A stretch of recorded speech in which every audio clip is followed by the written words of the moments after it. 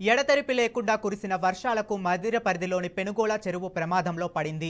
మదిర చెరువుకు ముప్పు ఏర్పడే ప్రమాదం ఉండటంతో అలుగును పగులగొట్టేందుకు అధికారులు ప్రయత్నిస్తున్నారు.